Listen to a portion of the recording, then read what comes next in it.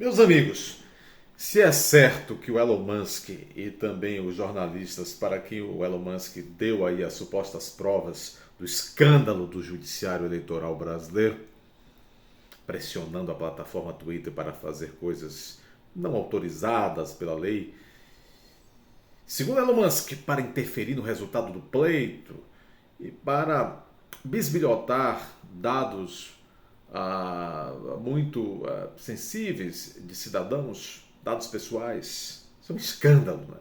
Mundial. Tanto é que a repercussão já está aí mundial. Se Elon Musk não é um santo, né? Se não é um homem perfeito, se tem seus próprios interesses, e quem não os tem? Quem não os tem? George Soros, quando defende a degeneração da sociedade ocidental, ele não tem os seus próprios interesses, além desses pecaminosos, não tem os interesses comerciais. Da mesma forma, todos os outros, o Bill Gates, o Klaus Schwab, o dono da Meta, etc, etc, etc. Então, veja, bom, os jornalistas, para quem esse material foi passado pelo Musk, também os têm os seus interesses. Aliás, o jornalista Mike Schellenberg diz: nós, jornalistas de verdade, somos competitivos. Nós queremos levar a informação, nós queremos provar que a nossa informação é fidedigna.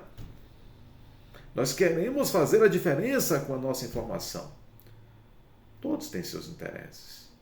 Agora, se além de seus interesses, esses que eu acabei de citar e outros que se juntarem à causa tiverem também o interesse de conservar as liberdades básicas do ser humano, aí não tem. Se você é uma pessoa minimamente inteligente de bem, você não vai ter dúvida a quem apoiar.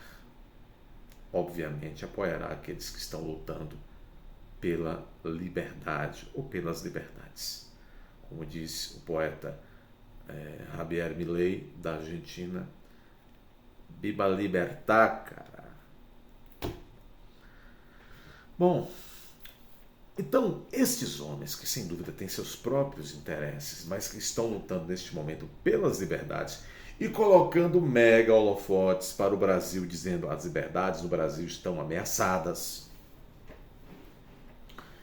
Vocês sabem que agora há pouco o brasileiro ganhou uma luta importante, numa luta dessas modalidades que são muito populares no Brasil e nos Estados Unidos. Ele estava lá nos Estados Unidos e é o UFC, né? O UFC 300, o tipo aí da luta. E ele, ainda no palco, todo ainda se recuperando, pegou do microfone em inglês, chamou a atenção e denunciou ao mundo que as liberdades do Brasil estão em perigo. E disse: temos que lutar pelas liberdades. Aqui nos Estados Unidos vocês estão bem, vocês têm a primeira emenda que garante a liberdade de expressão. Mas cuidado, a água também pode chegar no bumbum aqui de vós outros. Todos esses, se eles têm seus N interesses, contanto que sejam interesses lícitos, mas se eles também têm interesse em lutar, eu repito, pelas liberdades, nós temos que nos enfileirar junto com eles. Se somos minimamente inteligentes e se somos pessoas de bem. Quem quer tirar a liberdade dos outros não pode ser classificado, tido como uma pessoa de bem. Quem quer impedir o outro na marra, na mão grande, de emitir uma opinião, não pode ser considerado uma pessoa de bem. É uma pessoa que quer fazer algo de mal com o semelhante. Quer calá-lo no primeiro momento para depois fazer algo bem pior. É claro. Bom, por que eu estou dizendo isso? É que foi necessário que esses estrangeiros, o Elon Musk, o Mike Schellenberg, colocassem, enxergar o que parece que nós todos brasileiros estamos enxergando, mas estávamos atônitos e afáticos, e que nós não conseguíamos mais falar, admitir lutar por algo diferente do que está acontecendo aqui.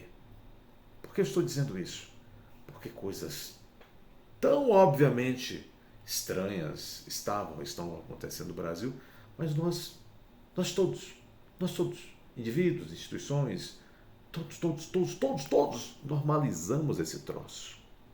Por mais doloroso que estava sendo engolir a seco, mas nós normalizamos esses troços exóticos que vinham e vêm fazendo em nossa institucionalidade. Querem ver? O Elon Musk, o Mike Schellenberg, eles vêm, como diz Alexandre de Moraes, são alienígenas, vêm de fora. Quando começaram a tomar contato com essa documentação que o Twitter jogou agora para o mundo, e na data que estou gravando esse vídeo, Elon Musk já anuncia que mandou essa documentação toda para a Câmara Federal dos Estados Unidos, porque a Câmara fez este requerimento para entender que malfeitos são esses que estão sendo feitos com as liberdades no Brasil. Foi necessário que esses estrangeiros, então, alienígenas que são, como diz o doutor Alexandre de Moraes, sem as amarras, os vícios, os medos e as bocas tortas dos malditos cachimbos de aqui, começassem a observar o seguinte: pera lá, realmente está havendo censura? Porque no domingo 14, a própria Folha de São Paulo, rainha do consórcio de mídia, admitiu: Alexandre de Moraes faz censura, é preciso acabar com isso. Foi esse o título do editorial da Folha de São Paulo. O Estado de São Paulo disse, também anteontem, domingo, no editorial disse: criticar o STF não pode ser crime. A Constituição e a nossa lei não diz que é crime criticar o STF ou qualquer outra instituição. Criticar é constranger, no bom sentido, disse o Estado de São Paulo, os servidores públicos para que eles façam e prestem bom serviço público. Faz parte do viver em sociedade, do existir institucionalmente falando numa sociedade. Mas por que esses jornais começaram a falar a isso, dar nome às traquinagens e nome aos bois que fazem as traquinagens? Porque os alienígenas, Elon Musk, Michael Schellenberg, chegaram e começaram a dizer: pera lá, saiam desse automatismo, acordem, vocês não estão vendo que isso não é de Deus, isso não é normal, isso não é da lei, não é da Constituição.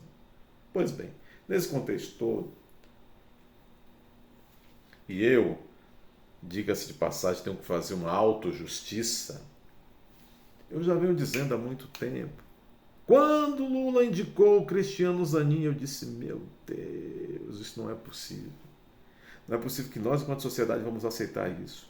Que o Senado Federal aprove isso. Mas aceitamos e o Senado aprovou. E eu berrava, eu dizia: isto é um ato com desvio de finalidade do então presidente da República. É um ato que afronta o princípio da impessoalidade. Lá no artigo 37 da Constituição está lá presente esse princípio. O Lula quebrou o princípio da impessoalidade, porque quando ele indicou o Cristiano, ele indicou por uma questão pessoal, foi um prêmio que ele deu para o seu advogadão, que aí é muito fácil. Eu dizia e sempre digo: advogar para Lula é fácil demais, com tantos amigos no Judiciário e no Ministério Público, e na Polícia Federal também. Muito fácil. Qualquer outro advogado por aí, vocês viram o que aconteceu recentemente com o caso do advogado Silveira, é multado. Entra com 2 recursos, um em seguida, um após o outro, é multado. Multas altas. Já o Cristiano Zanin podia entrar com 300 milhões de recursos e depois, Gilmar Mendes um dia chorou. Disse: olha, que advogado combativo, incansável, ele não cansava de pensar em entrar com recursos. Não é por isso que, não por outra coisa, o seu cliente agora está solto, advogado maravilhoso, combativo, insistente. Blá, blá, blá, blá. faz um pouco de brincadeira para demonstrar. E a água barrenta chegou no bumbum da UAB, que agora não sabe o que fazer, fica aí com essas palavrinhas soltas a miúde por aí, com o seu inexpressivo presidente do Conselho Federal, doutor Beto Simonetti. Já vai ter eleição, Beto Simonetti. Não vai mudar nada. É mais do mesmo. O nosso órgão de classe é um órgão que está precisando de reformas. Mas o Elon Musk falou, ô Lula, essa última semana aí, o Elon Musk disparava contra Lula, disparava contra Xandão. Eu disse, ô Lula, indicou o próprio advogado para o Supremo, que beleza, hein?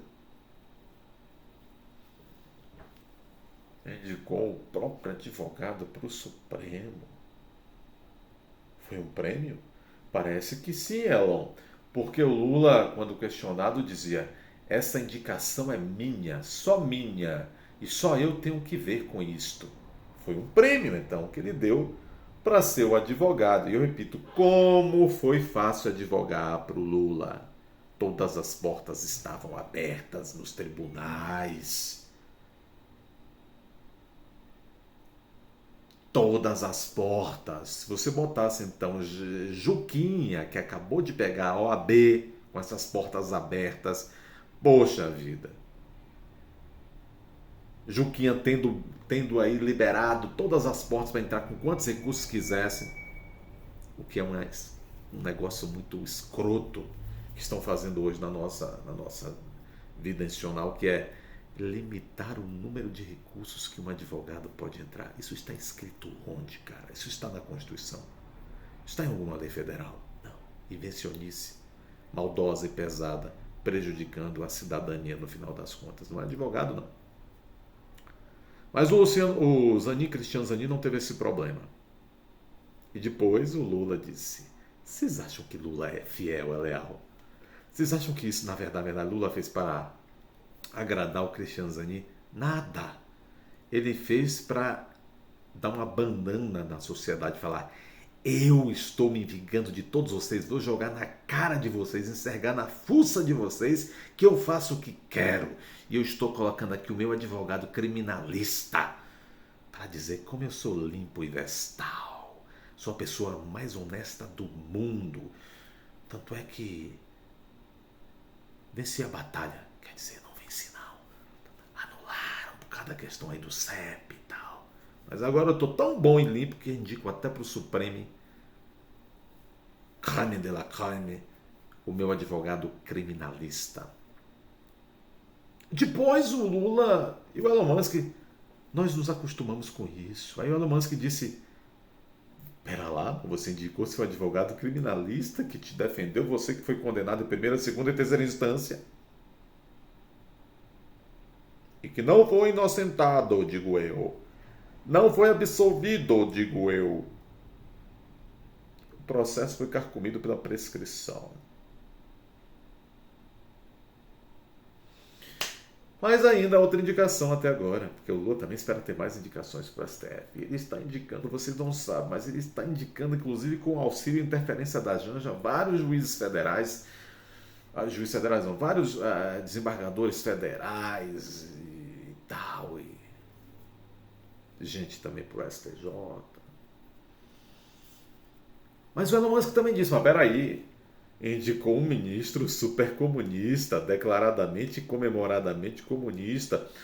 Peraí, criou uma cota, uma cadeira para ser ocupada por um comunista na Suprema Corte? Foi isso? Indagou Musk. Eles estranham isso. O Michael Schellenberg usa uma expressão muito recorrentemente quando está vendo essas coisas no Brasil. Ele diz assim: fiquei chocado, diz ele. Eles ainda se chocam. Nós, não. Quando um homem ou uma coletividade perde a dignidade, não se choca e não se importa mais com nada. Está na lama. Já viram porcos reclamarem da lama? Não reclamam. Assim estamos nós no Brasil. Nos tornamos porcos, enquanto tudo à nossa volta se tornou lama. Me lembro até de Carlos Lacerda, ali por volta de primeiro semestre de 1954, em que Carlos Lacerda dizia: mar de lama, Getúlio vive sobre o mar de lama. Bom, pelo menos ali o fim daquele governo de Getúlio se deu de maneira rápida. Aqui não se sabe quem chegará ao fim primeiro, a sociedade brasileira ou o governo Lula. Inscrevam-se neste canal. Deixe seu like, compartilhe. Não se esqueça que o poste está mijando no cachorro. Não é demais lembrar que há poucas horas o Conselho Nacional de Justiça, esse órgão muito contestado, puniu desembargadores que condenaram inclusive Lula na Lava Jato e também a juíza Gabriela Hart, aquela que quando Lula foi machista para cima dela, viu, feministas? A doutora Gabriela disse: olha, se o senhor começar assim comigo, a gente vai ter problema. 5 anos depois, ela é afastada de seus cargos. 5 anos depois, o grande desembargador Thompson Flores, um homem de reputação ilibada, como também todos seus antepassados que prestaram um grande serviço a esse país, o desembargador Thompson Flores, também afastado de suas funções, ele que julgou o Lula em segunda instância. Poste mijando no cachorro. Advogado do tricondenado Lula virou ministro do Supremo. Juízes e procuradores que fizeram seu trabalho estão sendo tirados de campo de uma forma desonrosa. Até a próxima.